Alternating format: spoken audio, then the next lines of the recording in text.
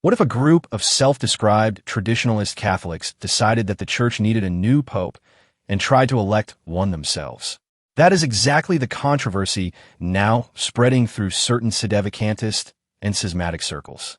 While the Society of St. Pius X often receives most of the attention, it is not the only traditionalist movement facing conflict with Rome. Some groups have gone even further. Unlike the SSPX, which still recognizes the Pope while often disagreeing with him, these groups claim that the chair of St. Peter is actually vacant. Now a movement called Unam Sanctam is trying to organize what it calls an Imperfect General Council. Their goal is dramatic. They want clergy they consider faithful Catholics to gather together, examine the current situation in the Church, and potentially elect a new pope. According to the organizers, the Church is facing a crisis at its highest level. They argue that Catholics have a duty to ensure that the Holy See is occupied. Because of that, they say an emergency solution is necessary. The gathering is called general because all bishops are supposedly invited, but it is called imperfect because it would take place without papal authority. Even the organizers admit it is legally defective. They insist it is not a conclave. Instead, they describe it as an extraordinary response to an extraordinary emergency. The ideas behind the project are familiar within sedevacantist circles. They claim the Second Vatican Council represented a revolution that changed Catholic doctrine and broke with tradition. Because of this belief, they refer to today's Catholic Church as a new church. They describe recent popes as merely papal claimants. Some even question whether the modern Catholic Church is truly the church founded by Christ. The organizers stopped short of officially declaring the Holy See vacant. However, they insist that the issue must be settled quickly.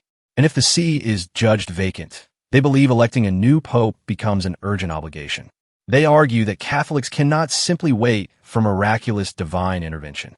Instead, they say the solution must come from what they consider faithful Catholic clergy. Their message is simple: pray, but also act. Critics point to a major problem.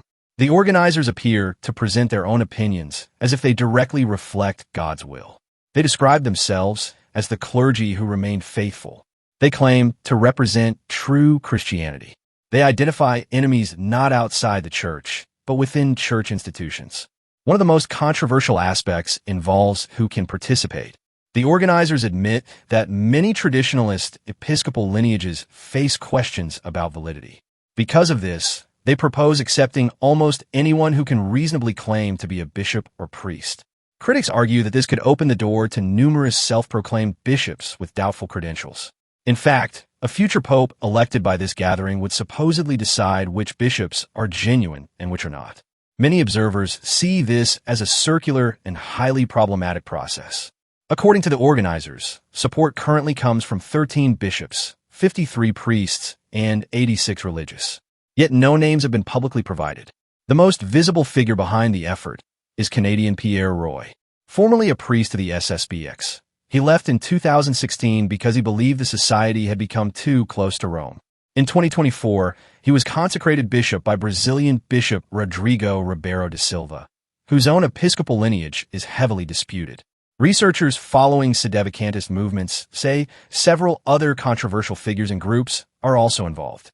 Some reports even suggest indirect connections to circles associated with former Archbishop Carlo Maria Vigano, who was declared excommunicated in 2024 for schism.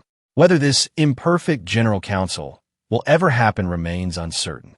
But the proposal has already raised serious concerns. For many Catholics, it represents yet another sign of growing divisions among traditionalist groups, and it highlights the challenge facing Pope Leo XIV as he continues to call for unity, peace, and communion within the Church.